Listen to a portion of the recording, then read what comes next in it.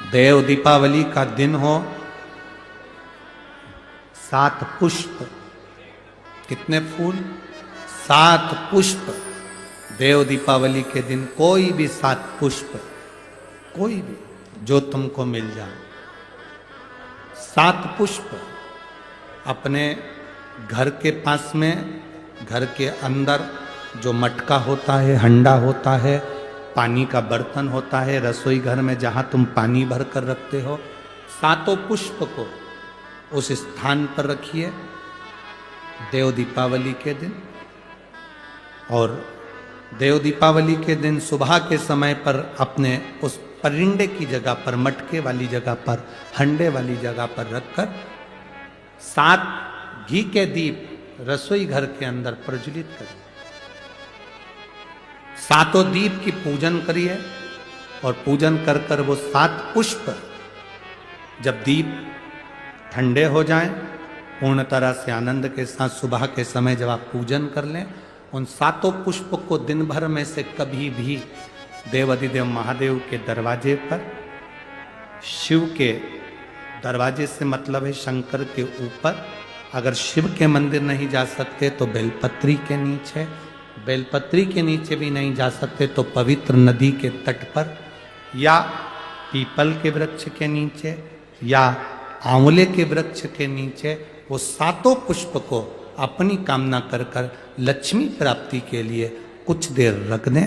रखने के बाद 1 पुष्प उसमें से वापिस बाबा से कुबेर भंडारी का भंडार भरने के लिए लेकर आए, उसको अपने पास में रख कर देखना, अगले साल जब देव दीपावली आएगी तब तुम्हें याद आएगी कि बाबा ने भंडार भरा। ब्रह्मा ब्रह्मलोक में रहते हैं, भगवान विष्णु वैकुंठ लोक में रहते हैं, पर मेरा महादेव इसी मृत्यु लोक में कैलाश पर, पृथ्वी पर रहता, इसी कैलाश पर पृथ्वी पर रहता, मृत्यु लोक। आप पुकारोगे वो तुरंत आएगा। जिस दिन आप समझ गए उस दिन जिंदगी का सुख आपके भीतर होगा। जिस गोदावरी के तट पर आप कथा सुन रहे हैं, जिस माता गोदावरी के तट पर सप्तशृंगी माता के इस पावन सानिध्य में, त्र्यंबकेश्वर बाबा के इस पावन सानिध्य में, कपालेश्वर महादेव के इस पावन सानिध्य में, काले राम जी के इस पावन सानिध्य में शिव महापुराण की कथा सुन रहे हो, इस पवित्र भूमि पर बैठकर अगर आप कथा का रसतत्व ग्रहण कर रहे हो तो ये विश्वास मानकर चलना, ये भूमि ने अगर असुरों को दिया, राक्षसों को दिया, तो देवताओं को भी दिया है। का महत्व क्या है, कपालेश्वर का महत्व क्या है, राम जी के नाम का महत्व क्या है, त्र्यंबक के नाम का महत्व क्या है, वो जानता है कि शिव महापुराण का महत्व क्या है। महिषी नहीं जानती थी कि मतलब क्या, वो तो बैठ गए। अब उसने सोचा मुझे स्नान करना है, स्नान करूं तो क्या करूं। पहली बार महिषासुर की बहन महिषी गई, उपवन में बैठकर इस पंचवटी में गोदावरी का स्नान करी तो बड़ी सुंदर सी हो गई, सुंदर सी बनकर। अब महिषी का मतलब जानते हो ना तुम? अरे बोलो तो जम के, महिषी मतलब, अरे बोलो तो। महिष का मतलब क्या होता है? भैंसा। और महिषी का मतलब भैंस। अब भैंस ने सोचा कि मैं आई और नहाई, नहाते से सुंदर हो गई, तो भैंस कैसी हुई होगी? मिस भैंस कैसी होगी? कहा गोदावरी के जल में शंकर की जटा से सप्तधारा जो गोदावरी निकली है, उसकी धारा में वो सुख है कि कोई पापी से पापी जीव भी उसमें कूद कर स्नान कर लेता है निष्कपट भाव से, तो वो मनुष्य की देह धारण कर लेता है। वो गोदावरी है। कूदी महिषी, सुंदर स्त्री का रूप ले ली, बैठ गई। उसको स्मरण नहीं आ रहा क्या मैं भैंस से स्त्री बन सकती हूं? कई लोग ऐसे हैं जो भैंस से स्त्री बन गए, पर कई ऐसे हैं, नहीं बोलू,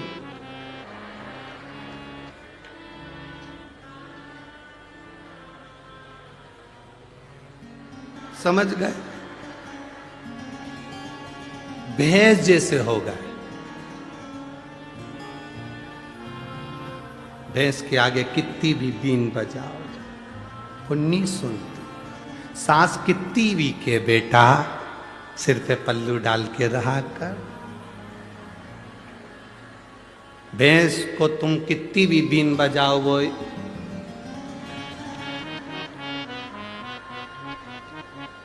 तो कोई कोई ऐसे हैं जो भैंस से स्त्री बन जाते हैं और कोई कोई ऐसे हैं। हम नहीं बोलेंगे देखो हमको 4 दिन और रहना है, 3 दिन और रहना है। काय को आफत बोल ले या नासिक वालों से आफत बोल ले के कहा जाए। तो कोई कोई वो भैंस से स्त्री बन जाए और कोई स्त्री से भी भैंस बन जाए तो बात नहीं है। कितना के उनसे ए बेटा ऐसा कर ले।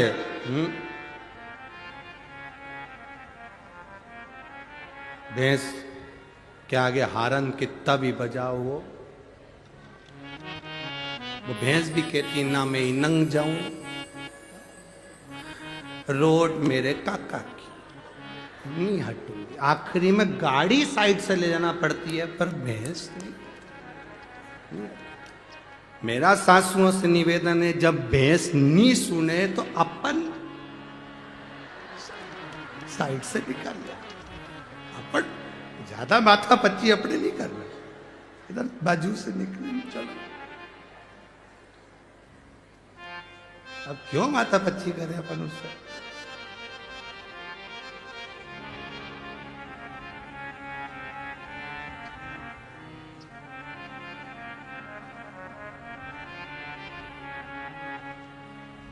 देवा ओ महादेवा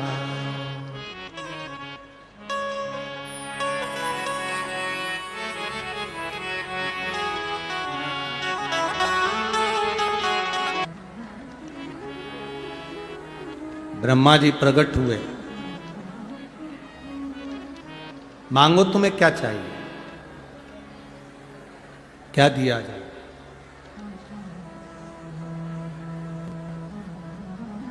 महिषी ने कहा बस मुझे अमर कर दो, मैं मरूं ना, मेरे प्राण ना छूटे। ब्रह्मा जी ने कहा ऐसा तो कभी हो नहीं सकता कि तुम्हारे प्राण नहीं जाएंगे, मरना तो पड़ेगा, प्राण तो जाएंगे। तुम और कुछ मांगना चाहो तो मांग सकते हो। अब महिषी ने मन में विचार करा कि मैं मरूं ना, इसके लिए मैं करूं तो करूं क्या। असुर जो होते हैं, राक्षस जो होते हैं, वो मांगते बड़े विचित्र हैं। ऐसी चीज मांगते हैं जो कि जगत कल्याण की भी हो और खुद के उद्धार की भी। महिषी ने मांगा क्या? महिषी ने मांगा मुझे वर दीजिए, मैं मरूं ना। भगवान ब्रह्मा जी ने कह दिया अमर तो नहीं हो सकते, मरना तो पड़ेगा, तुम और कोई वर मांग लो। अगर मैं मरना ही है मुझे तो मुझे वर दो। शंकर भगवान और भगवान विष्णु के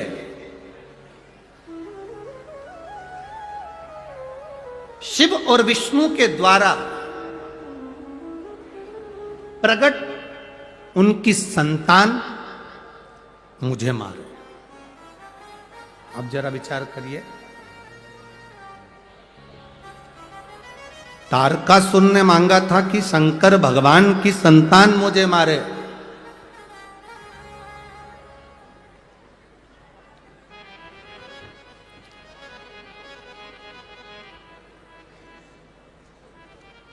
पहला वर है ये जो महिषी ने मांगा कि शिव और विष्णु की संतान मुझे मारे। यहां कोई स्त्री या कोई पुरुष दो के संजोग से संतान नहीं मांगी है। यहां जो संतान मांगी वो मांगी है विष्णु और शिव के द्वारा। जो संतान प्रकट हो, जो संतान जन्म ले, वो मुझे मारे। अब ऐसा तो कभी हो ही नहीं सकता। ब्रह्मा जी वर दे दिए कि शिव और विष्णु के द्वारा प्रकट संतान तुम्हारा वध करेगी, तथास्तु कर दिया। अब सोचो, विचारो, ब्रह्मा जी ने वर दे दिया, महिषी को लगा कि अब तो मैं मर ही नहीं सकती, क्योंकि भगवान शंकर और भगवान विष्णु, इनके द्वारा बच्चा कैसे होगा, संतान कैसे होगी।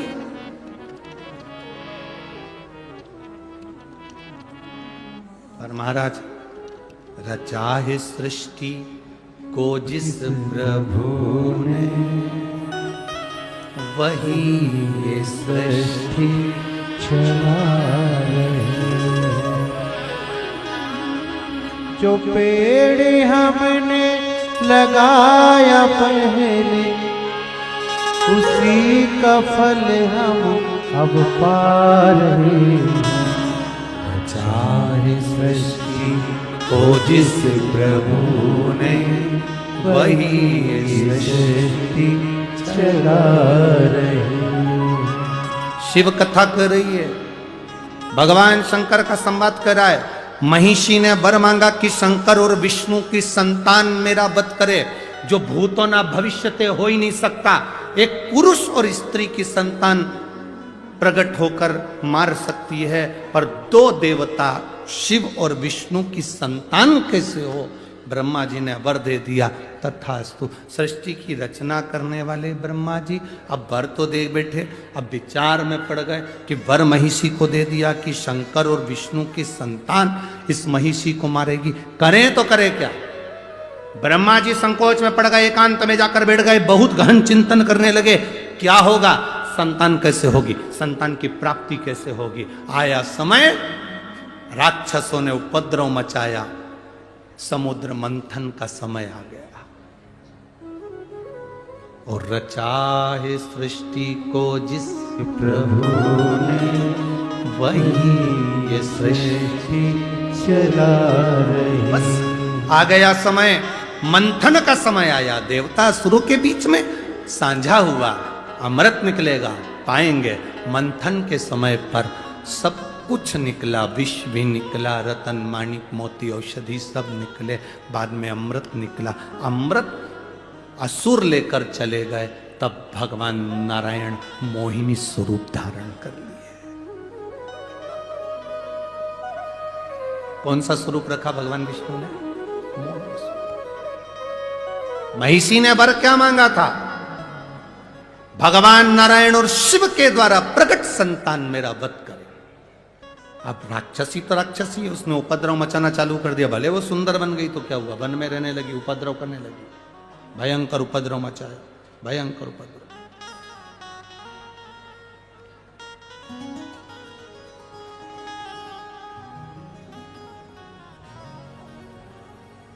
भयंकर उपद्रव। और जब उपद्रव करना प्रारंभ करा,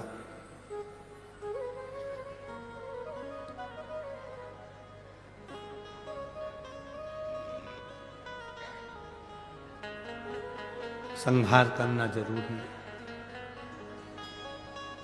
लोग कहते हैं समुद्र का मंथन अमृत की प्राप्ति के लिए किया था। बहुत ध्यान से सुनना, दुनिया के लोग कहते हैं समुद्र का मंथन अमृत की प्राप्ति के लिए किया था। शिव महापुराण की कथा, स्कंद पुराण देवी, यहाँ सुंदर देव दीपावली, शिव महापुराण की कथा कहती है अमृत की प्राप्ति के लिए मंथन नहीं किया था। उस महिषासुर की बहन महिषी ने वर मांगा था, शंकर और विष्णु की संतान से मरूं, उस संतान को जन्म देने के लिए ये समुद्र मंथन करा गया था। ये मंथन का